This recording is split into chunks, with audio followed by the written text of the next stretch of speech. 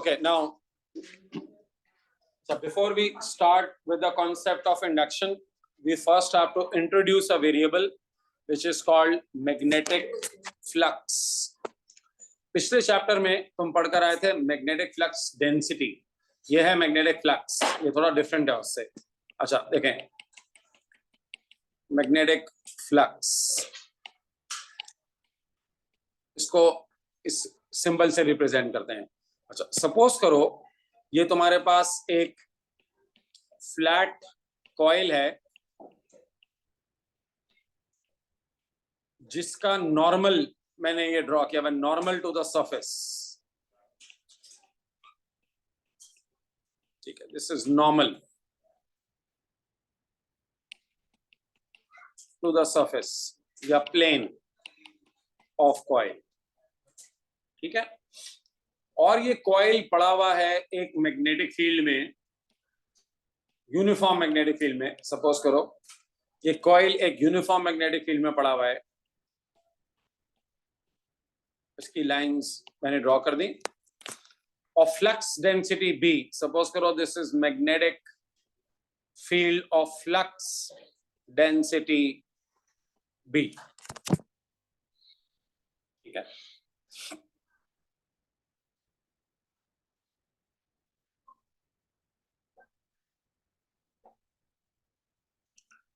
देखो अब magnetic flux में और मैग्नेटिक फ्लक्स डेंसिटी में क्या फर्क है। फ्लक्स जो होता है ना, वो किसी एरिया में से कितनी लाइंस कट कर रही हैं उसका मेजर होता है।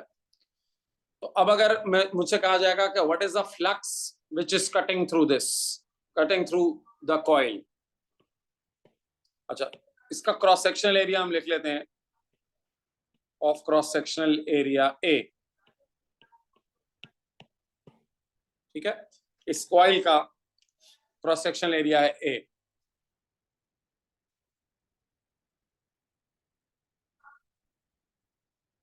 ठीक है, समझ में आया आप लोगों को। अच्छा चलिए, सो गाइज अब जरा इसकी डेफिनेशन पर आते हैं। ये डायग्राम सबने बना ली?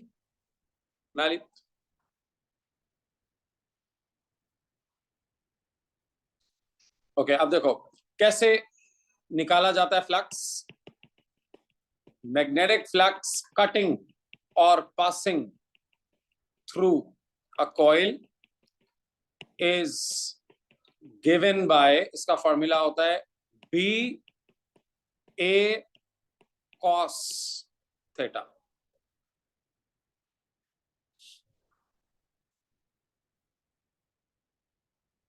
बी ए कॉस थीटा, इसके अंदर बी क्या है फॉर्मूले में, द मैग्नेटिक फ्लक्स डेंसिटी, ए क्या है, क्रॉस सेक्शन एरिया। अच्छा, अब इसमें थीटा कौन सा एंगल है सर, ये इंपॉर्टेंट है। इसके अंदर जो थीटा है ना, ये एंगल है, angle between the normal of coil and the field या फ्लक्स डेंसिटी।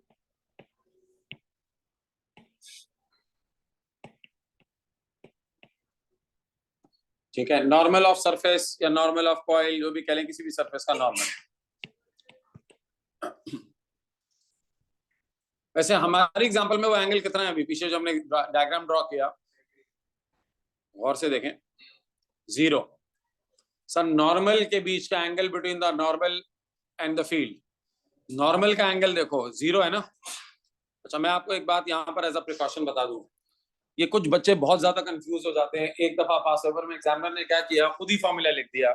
उसने कहा flux can be calculated by B A sine theta. अच्छा, जब उसने साइन थीटा लिख दिया ना, तो जाहिर है तो जिन लोगों ने ये नहीं सुना हुआ था, पढ़ा हुआ था, वो फौरन घूम गए, ठीक है। और आपका तो पहला काम है अपने टीचरों को गालियां देना शुरू कर देते हो, ये तो हमें किसी ने बताया नहीं। सर कुछ भी नहीं है, अगर वो साइन कर देना कॉस में, तो इसका मतलब है एंगल नॉर्मल से लेने की बजाय आप सरफेस के प्लेन से ले लेंगे। यानी अगर साइन का हो रहा, तो इसमें जो थीटा होगा वो is angle between the plane of coil and the field, या प्लेन ऑफ सरफेस कह लें एंड फील्ड। कॉस के अंदर नॉर्मल से एंगल लेते हैं और साइन के अंदर सरफेस से एंगल लेते हैं, बस आप समझ लें। आंसर सेम आएगा बिल्कुल।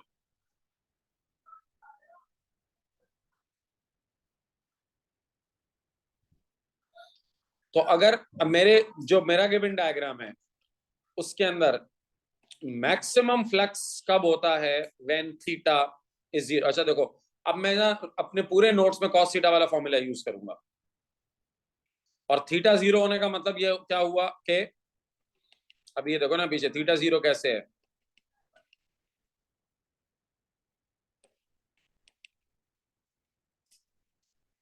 तो यहाँ पे थीटा 0 ही होगा ना।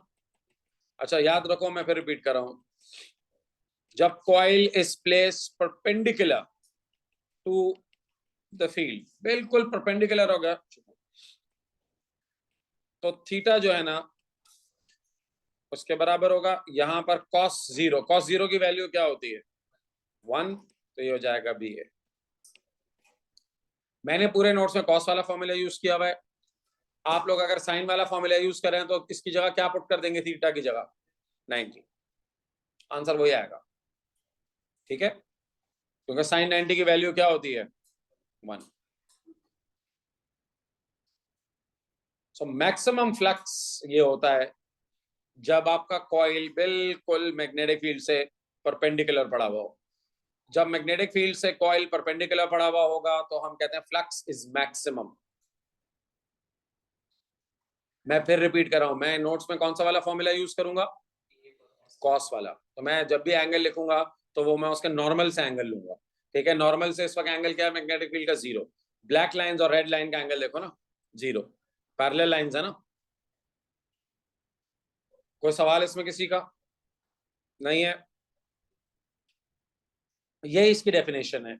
अब अगर एग्जामिनर कहे कि डिफाइन मैग्नेटिक फ्लक्स, तो देखो मैं इसको कैसे डिफाइन करूंगा।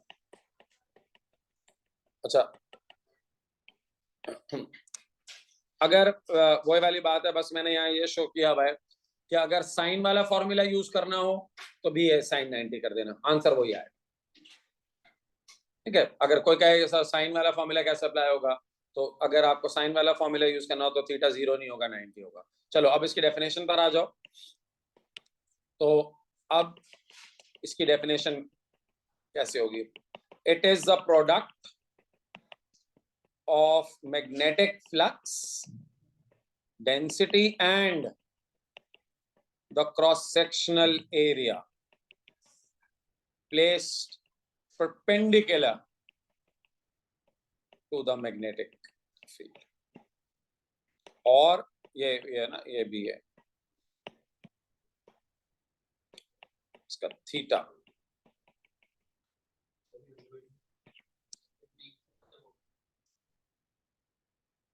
नहीं ये मसला प्रोजेक्टर का है, इसका तो नहीं है। चले मैं लिखवा रहा हूं, it is the product of magnetic flux density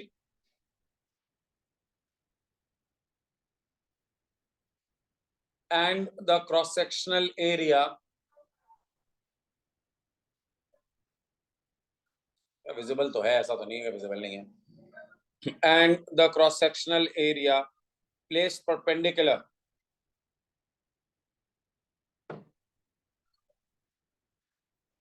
to the magnetic field।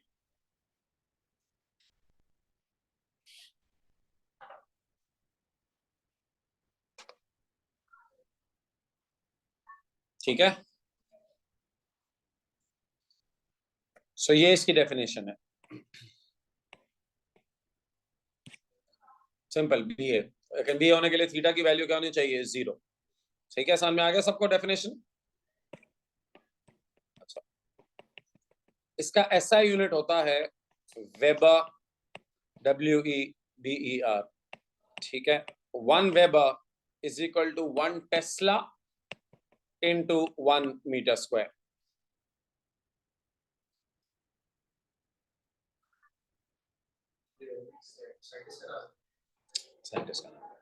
Weber,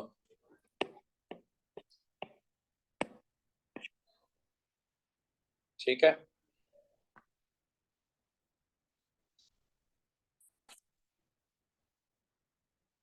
तो जब एंगल 0 हो और 1 टेस्ला की फील्ड हो और वो 1 मीटर स्क्वायर के एरिया में से गुजर रही हो, तो उसका जो मैग्नेटिक फ्लक्स होता है उसको कहते हैं 1 वेबर। तो ये ना इसकी डेफिनेशन भी बन जाती है। अगर वो कहे ना डिफाइन 1 वेबर, तो आप कहेंगे कि when a field of 1 Tesla passes through an area of 1 meter square which is placed perpendicular to the field, then the magnetic flux is 1 Weber. शेर भाई क्लियर हो गया ये पक्का सबको? चलो अब आगे बढ़ो। ये तो क्या मैग्नेटिक फ्लक्स। अच्छा अब अगर एक चीज होती है कि अगर मैं इसके एरिया को देखो, फॉर एग्जांपल ये जरा टिल्ट हो गया, सो थोड़ा सा एरिया अगर मैंने इस तरह कर दिया, सर इसका जो एंगल है अब ये इसके साथ, ये इसका नॉर्मल है ना, तो ये एंगल ये होगा ना थीटा। तो अब आपके क्या ख्याल है, अब आपका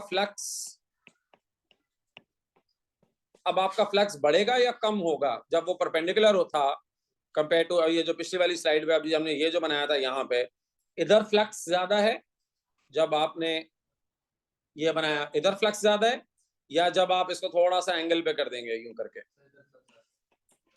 या यहाँ पे उधर ज्यादा है, तो ये फ्लक्स कम होता जाएगा ना। ठीक है, तो ये आपका है। तो अब अगर यहाँ पर मुझे निकालना होगा तो मैं जो भी एंगल होगा वो यहाँ पुट करूंगा, मेरा आंसर आ जाएगा।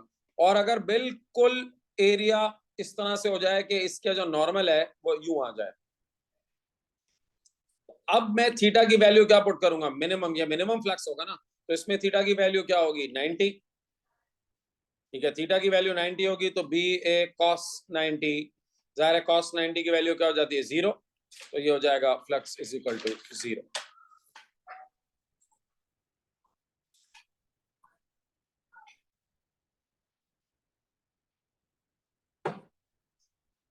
ठीक है, तो जब कोई भी कॉइल पैरेलल हो फील्ड से तो हम कहते हैं उसके दरमियान मिनिमम फ्लक्स गुजरा है और वो 0 के बराबर होता है।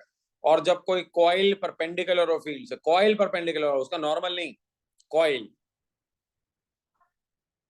तो उसमें मैक्सिमम फ्लक्स होता है। और जैसे जैसे तुम समझो कि आप उसका एंगल जो है वो चेंज करते जाएंगे, फ्लक्स उसका चेंज होता जाएगा।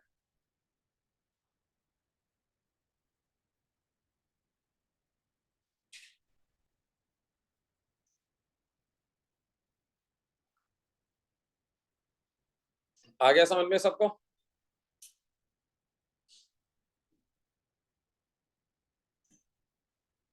अच्छा, अब एक चीज होती है फ्लक्स लिंकेज। देखो ये तो एक कॉइल है ना, अगर आप मल्टीपल कॉइल्स प्रोड्यूस कर दें यहां पर, यानी आप देखें, अच्छा so when coil is placed parallel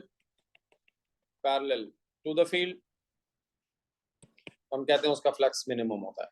so minimum flux जब coil parallel to the field होता है, मैक्सिमम फ्लक्स होता है जब coil perpendicular to the field होता है। ठीक, मैं तो कॉमन सेंस भी आपको बता रही है। अच्छा, फ्लक्स लिंकेज क्या होता है ये भी समझ लो। देखो अब मैंने क्या किया, ये तो हो गया ना। अच्छा, फ्लक्स लिंकेज देखें क्या है।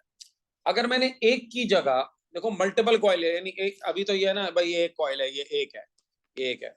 आप कहें सर उसी की जगह 2 टर्न, 3 टर्न, 4 टर्न, 5 टर्न, इस तरह से, तो आप देख रहे हैं ना नीचे डायग्राम के अंदर मैंने क्या किया है, यानी एक ही जगह पे मल्टीपल जो है ना वो कॉइल या मल्टीपल सरफेसेस रखी हैं, तो अब वो सब में से एक साथ कट कर रहा है ना, तो अब हम इसको कहते हैं there are n number of turns of coil, या देयर आर n सरफेसेस, तो इसको हम फ्लक्स या कहते हैं फ्लक्स लिंकेज। तो कुछ भी नहीं होता, जितने नंबर ऑफ टर्न्स हो या जितनी सरफेसेस हो उसको उससे मल्टीप्लाई कर देते हैं। सो यहाँ पर आपने बस फ्लक्स को मल्टीप्लाई बाय n कर दिया, इसको हम कहते हैं फ्लक्स लिंकेज। ठीक है, और n मल्टीप्लाई बाय भी है cos थीटा, तो n भी है cos थीटा, और इसका यूनिट होता है वेबर टर्न्स। ठीक है, अगर एक टर्न है तो वेबर, अगर मल्टीपल टर्न्स है तो वेबर टर्न्स, 2 टर्न्स हैं तो जो जितने भी टर्न्स होते हैं इसका यूनिट होता है वेबर टर्न्स। ठीक है, हाँ सरफेसेस या टर्न्स। भाई इतना एक पेपर है ना, समझो एक पेपर से गुजरेगी तो बराबर है ना, अगर 10 इकट्ठे हैं तो फिर मल्टीप्लाई बाय 10 करना पड़ेगा ना, 10 पेपरों में से एक साथ गुजरेगी फील्ड।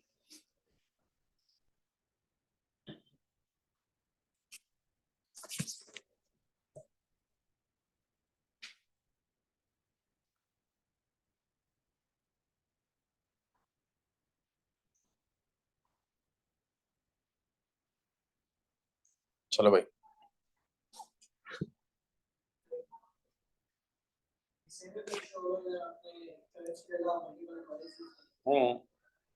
एक कॉइल में से जो गुजरेगा भाई, एक टर्न में से गुजरेगा, यहाँ पर जितने भी टर्न्स हैं उसमें से गुजरेंगे। मल्टीपल कॉइल से मतलब, हाँ तो उसमें से भी ये होगा, आपको मल्टीप्लाई बैन करना पड़ेगा, टोटल निकल आएगा। ठीक है, चलो भाई, अब ये हो गई बात। अब आ जाओ कॉन्सेप्ट ऑफ इलेक्ट्रोमैग्नेटिक इंडक्शन पे। देखो यार, ओ लेवल में तुम ये पढ़कर आए हो, इलेक्ट्रोमैग्नेटिक इंडक्शन का कॉन्सेप्ट ये लिख लिया था पीछे तुम लोगों ने, लिख लिया था। चलो अच्छा, अब मैं बच्चों से अक्सर पहले तो ना एक कॉन्सेप्ट पूछता हूँ कि इलेक्ट्रोमैग्नेटिक इंडक्शन का कॉन्सेप्ट क्या है, फिर अब A2 में जाके, ज़ाहिर ओ लेवल में तो तुमने कुछ बेसिक चीजें पढ़ी थी, A2 में जाके हम पूरा डिटेल में फिजिक्स डिस्कस करेंगे कि यार ये इंड्यूस होता कैसे है। अच्छा, क्या इंड्यूस करना है, पहले तो मकसद क्या है, करंट या EMF। ठीक है, आपका जनरेटर जब चलता है तो वो एक्चुअली क्या प्रोड्यूस करता है, हम आम जबान में कहते हैं प्रोड्यूस, बट एक्चुअली जो करेक्ट साइंटिफिक वर्ड है वो इंडक्शन है। आप जनरेटर जब चलाते हैं तो आप एक्चुअली क्या चीज जनरेट करते हैं, या इलेक्ट्रिसिटी तो जनरल वर्ड है ना, साइंटिफिक वर्ड क्या है, वोल्टेज। आप एक वोल्टेज क्रिएट करते हैं, जनरेट करते हैं, और जब भी वोल्टेज जनरेट होता है according to Ohm's law, V is directly proportional to I। ठीक है, तो करंट भी जनरेट होगा। तो इलेक्ट्रोमैग्नेटिक इंडक्शन का मतलब है टू इंड्यूस, या in easier word to produce EMF और करंट। अच्छा, और मैं ऐसे बोलूंगा, क्योंकि जब भी वोल्टेज प्रोड्यूस होगा किसी कंडक्टर में, आप PD वोल्टेज प्रोड्यूस कर दें तो करंट तो ऑटोमेटिकली फ्लो करने लगेगा ना। हम एक्चुअली वोल्टेज प्रोड्यूस करते हैं और उसका रिजल्ट ये होता है कि करंट फ्लो करने लगता है। ठीक, क्या तरीका है किसी भी कंडक्टर में EMF या वोल्टेज या पोटेंशियल डिफरेंस इंड्यूस करने का या प्रोड्यूस करने का। ओ लेवल में आप ये पढ़कर आए हैं, एक सिंपलेस्ट पॉसिबल वर्ड्स में बताओ। मैं आपसे कोई मेथड नहीं पूछ रहा, कोई एक्सपेरिमेंट नहीं पूछ रहा, करना क्या है बस। सर आप मुझे कोई मेथड बताने लग गए ना। ऑब्जेक्टिव क्या है, कैसे किसी भी कंडक्टर में EMF या वोल्टेज या करंट इंड्यूस होगा, किससे गुजार दें, मैग्नेटिक फील्ड में से गुजार दें, फिर क्या होगा, करंट आता रहेगा। तो तुम एक घर से काम करना कुमैल भाई, तुम एक वायर लेना, एक मैग्नेट लेना, यूं करके गुजारना, सारी जिंदगी करंट आता रहेगा।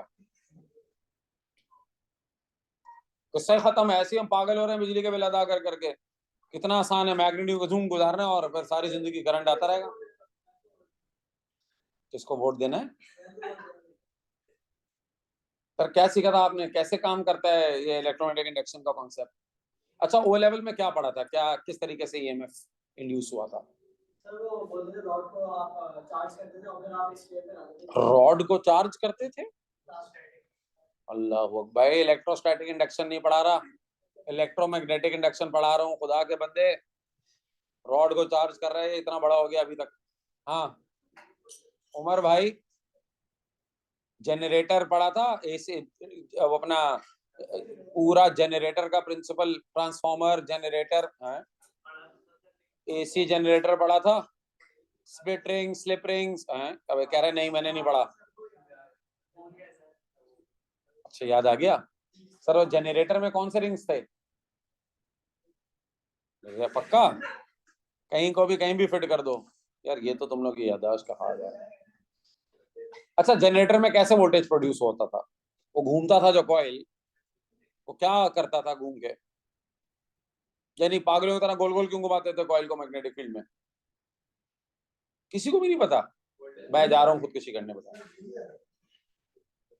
दुआ, क्या होता था जब कॉइल को रोटेट करते थे मैग्नेटिक फील्ड में, व्हाट वाज द ऑब्जेक्टिव, नहीं याद, किसी को भी याद नहीं है।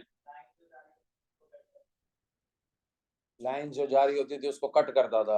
हाँ ये तो आपने बिस्मिल्लाह की है अभी, आगे। या अल्लाह इन बच्चों को माफ कर देना। ठीक है भाईजान, है एक ऑब्जेक्टिव है तुम्हारी जिंदगी का बस, अगर तुम्हें किसी भी कंडक्टर के अंदर EMF या करंट इंड्यूस करना है तो bring a change in magnetic flux through it, change in magnetic flux, ये पहला कलमा है इस चैप्टर का। ठीक है, जब भी तुम्हें, कॉन्सेप्ट क्या है, we can induce an EMF और current in a conductor by producing a change in magnetic flux through it। जब तक तुम चेंज लाते रहोगे तुम्हें करंट मिलता रहेगा, वोल्टेज जनरेटेड रहेगा। जैसे ही चेंज आना बंद होगा करंट मिलना बंद। ठीक है, बस इसको विर्द कर लो इस बात का। ये पहला कलमा है आपका, और ये लॉ है एक, मैं अभी आपको इंट्रोड्यूस कराता हूँ। दो लॉज हैं, Faraday's law and Lenz law. ठीक है, वो दोनों ने मिल कंबाइन करके इसको फिर इंडक्शन को एक्सप्लेन किया था दोनों ने। जनरेटर में कॉइल घुमा के ना आप कॉन्स्टेंटली चेंज लाते रहते हैं मैग्नेटिक फ्लक्स का। अभी हम आगे जाके डिस्कस करते हैं उसको। वैसे A2 के सिलेबस में ना जनरेटर ना ट्रांसफार्मर है, ट्रांसफार्मर था, उन्होंने पिछले साल निकाल दिया, 2022 ऑनवर्ड निकाल दिया। बट अभी भी मैं थोड़ा सा ट्रांसफार्मर इतना पढ़ाता हूँ कि अगर वो आ जाए इंडक्शन के केस में तो आपको आइडिया होगा उसमें क्या हो रहा होता है। अच्छा भाई, ठीक है, पहला कलमा याद कर लो इसको। अब खोपड़ी में इसको बंद कर लो। अगर आपको किसी कंडक्टर में करंट इंड्यूस कराना है, वोल्टेज प्रोड्यूस कराना है, तो चेंज लेकर आओ मैग्नेटिक फ्लक्स का। ठीक, अच्छा, ये बात फैराडे ने लॉ में और ज्यादा डिटेल में बताई, कॉल्ड फैराडेज लॉ। ठीक है, फैराडे ने ये कहा कि जितना तेजी से चेंज लाओगे ना, उतना ईएमएफ ज्यादा इंड्यूस होगा। सो इसका लॉ की फॉर्म में उसने कहा कि the induced EMF is directly proportional to the rate of change of magnetic flux through it. The induced EMF induced is directly proportional to the rate of change of magnetic flux.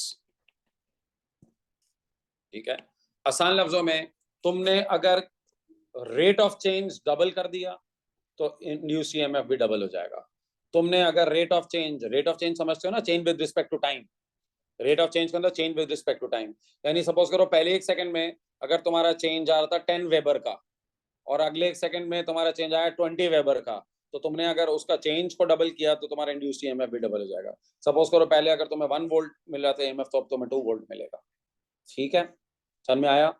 तो इसको बिल्कुल मैं O level के बच्चों को समझाने के लिए ये कहता हूँ कि जितना ज्यादा तेजी से चेंज लाओगे उतना ज्यादा वोल्टेज तुम्हें मिलेगा। ठीक, अच्छा, एक है लेंजेस लॉ।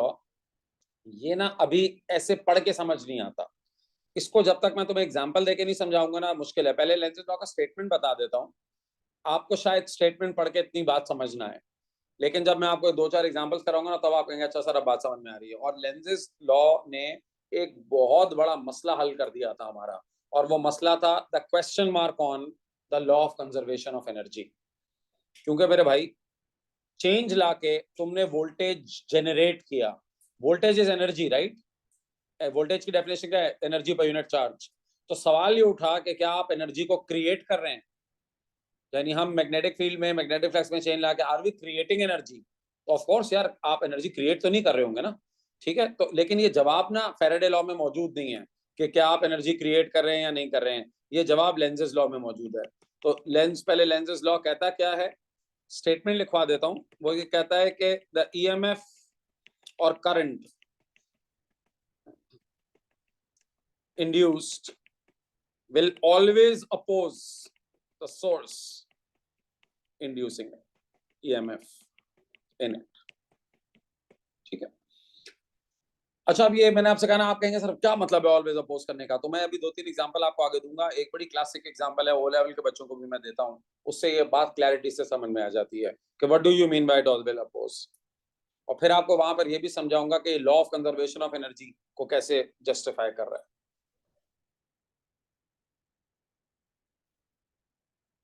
अच्छा सर, अब दोनों का मिला के लॉ लिखते हैं सर। इंड्यूस्ड ईएमएफ के लिए E, rate of change, her maths वाले को पता है d/dt का मतलब क्या होता है? रेट ऑफ चेंज, यानी change with respect to time of what? Flux. ये है rate of change of flux. Minus sign यहां पर लाजमी लगाना है। तुमने अगर माइनस साइन भूल गए तो तुम्हारे ग्राफ गलत हो जाएंगे, तुम्हारे आंसर गलत हो जाएंगे, याद रखो। तो इसको हम यूं भी लिखते हैं या सिंपली ये इस तरीके से लिखा जाता है, रेट ऑफ चेंज। अच्छा, इसको यूं भी लिखा जाता है, चेंज को हम डेल्टा ये फ्लक्स अपॉन डेल्टा टी भी लिखते हैं, यूं भी लिखा जाता है। ठीक है, माइनस साइन यहाँ लेंजेस लॉ को डिस्क्राइब कर रहा है। ठीक है, नेगेटिव साइन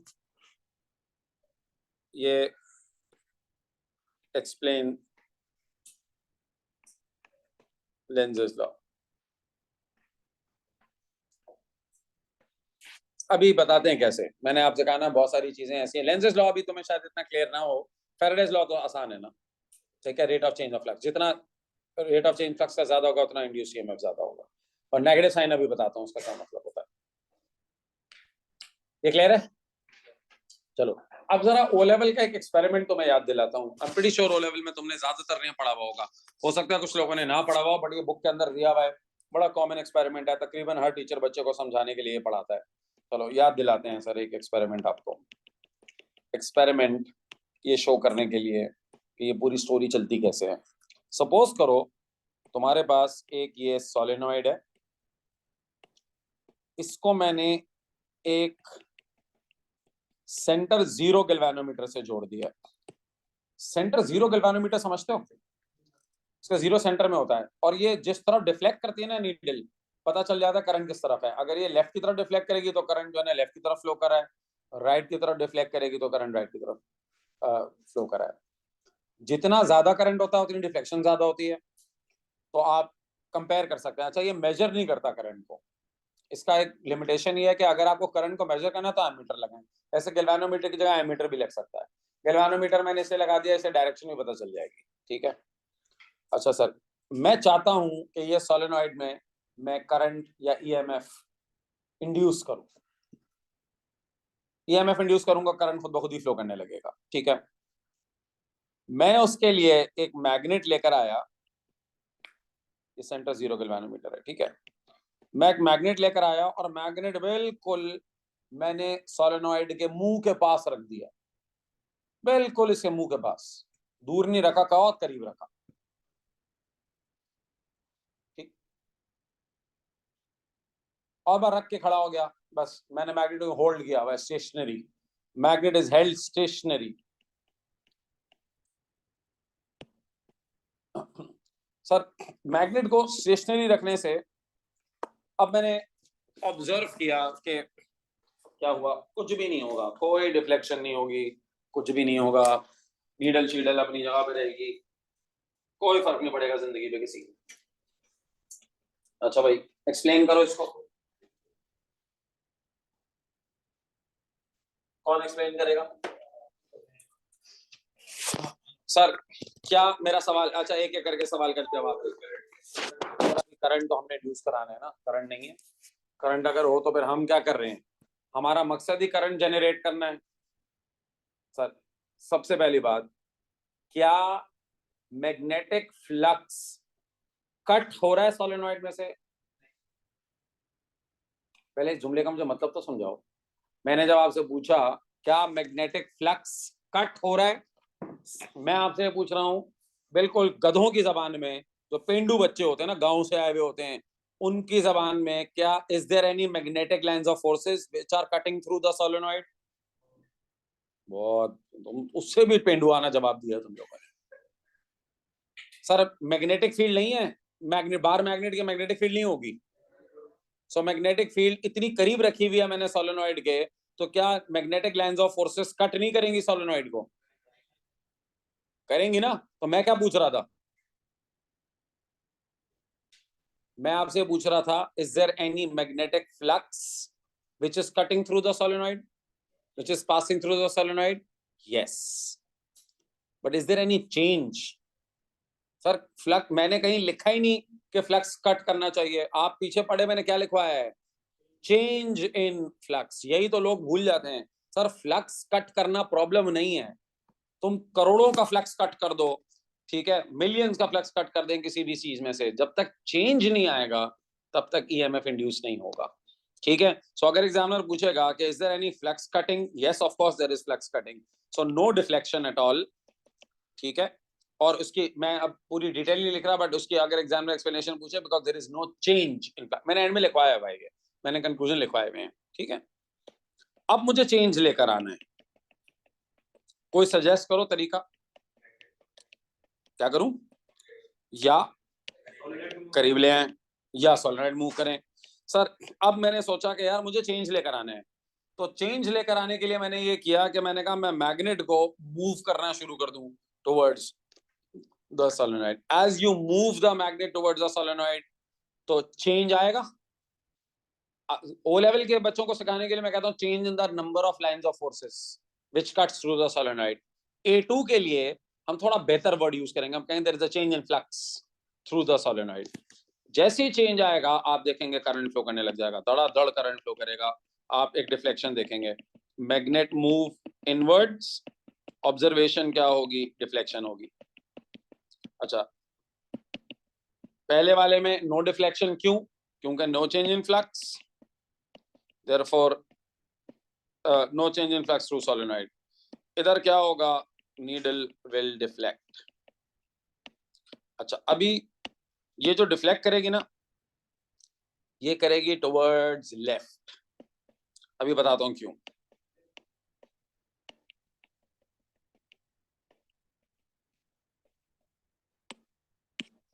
अभी बताता हूं क्यों, अभी लेफ्ट पे क्यों होती है बताता हूं।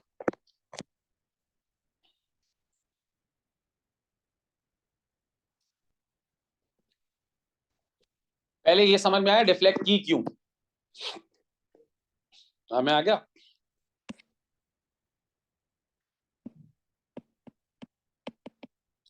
मैं पहले अभी लिख लें, फिर मैं आपको समझाता हूं कि वाई टुवर्ड्स लेफ्ट।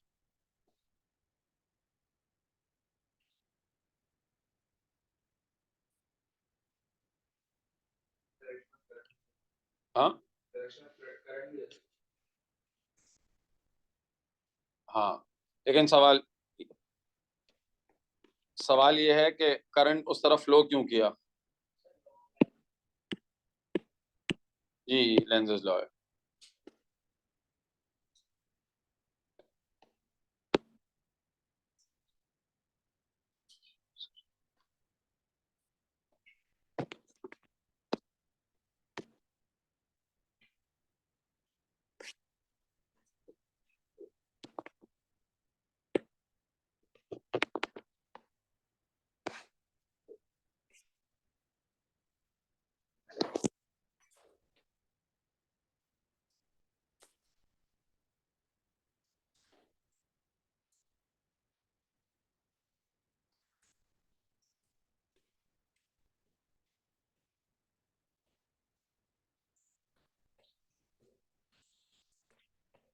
क्या हो रहा है ये? ऐसे एक सेकंड। ओके चलो, सो लेट्स नाउ एक्सप्लेन कि इसकी डिफ्लेक्शन लेफ्ट पे क्यों आई। चलें इसको समझाते हैं आपको। पहले सब लोग ये बताओ, ये समझ में आया डिफ्लेक्शन आई क्यों? आया?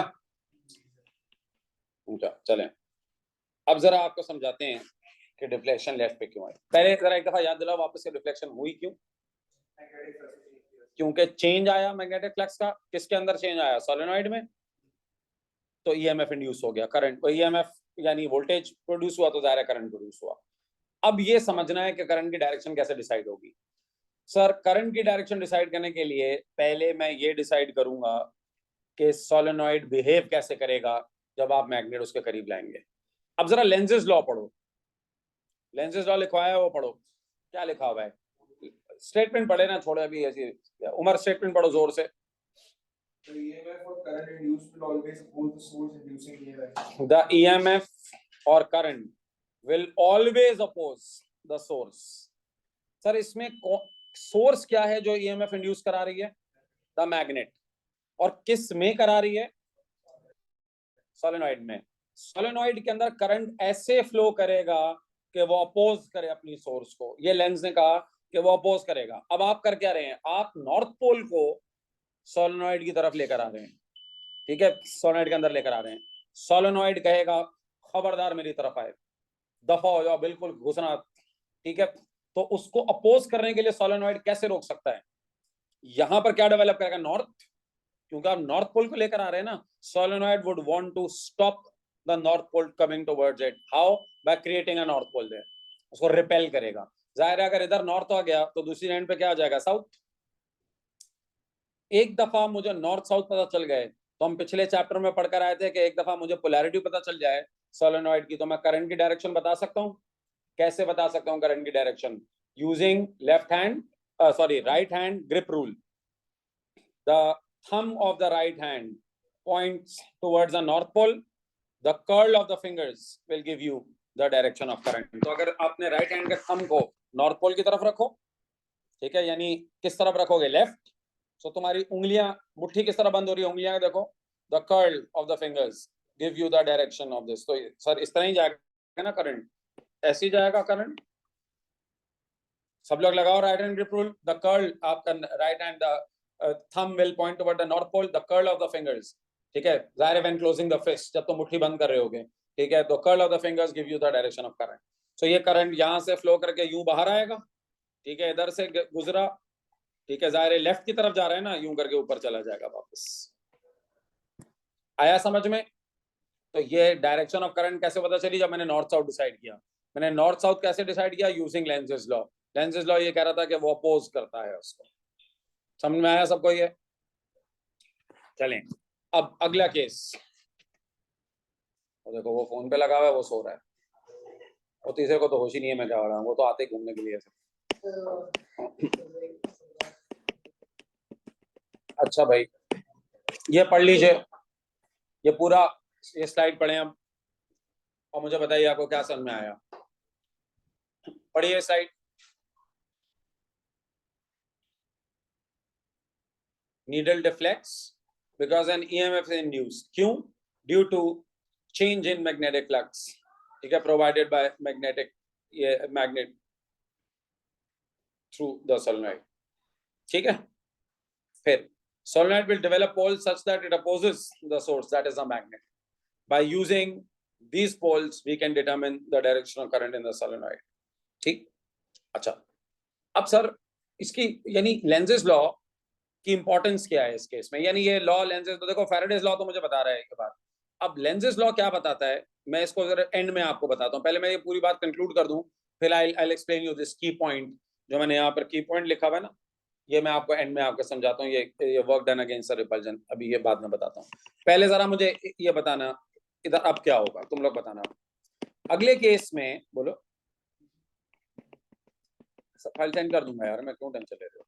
अच्छा अगले केस में अभी तुम लोग को लिखने का टाइम देता हूं, पहले समझा दूं पूरा ये। सपोज करो अब मैं इसको बाहर लेके जा रहा हूं, ठीक है, चलो इसको यूं समझो। चलो थर्ड और फोर्थ केस समझो। अभी सोलेनॉइड को मैं थोड़ा सा इसको एक्सप्लेन कर दूं। अभी सोलेनॉइड को अब मैं बाहर लेके जा रहा हूं, ठीक है, ये अच्छा पहले मैग्नेट को मैं यहां ले आया। थर्ड केस देखो, मैग्नेट को मैंने यहां पर लाके प्लेस कर दिया अंदर। अब मैं इसको बाहर ले जा रहा हूं।